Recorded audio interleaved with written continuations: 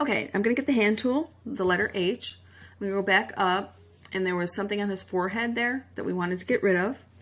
I'm going to get the spot healing brush tool, and I'm just going to use a content aware, and I'm going to click to get rid of that spot. And let me go ahead and resize my image to fit in my screen, and let's assume that we went ahead and we finished the rest of those cracks and things. But all else, the picture actually looks pretty good right now. Now, we can probably tell that this picture was colorized.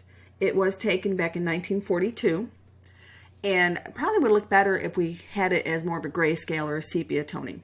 So what I'm going to do is I'm going to open my Actions panel by clicking on Window and choosing Actions.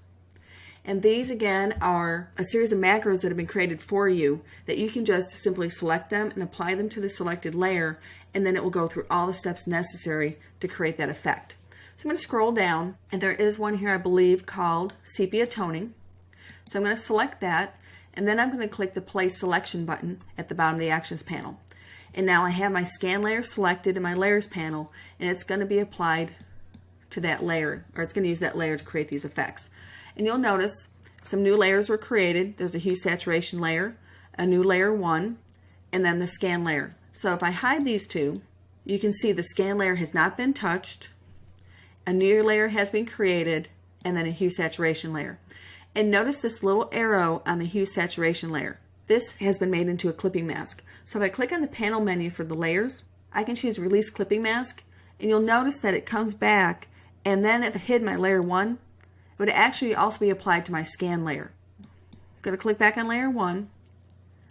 I'm going to go back to my panel menu, and I'm going to choose Create Clipping Mask.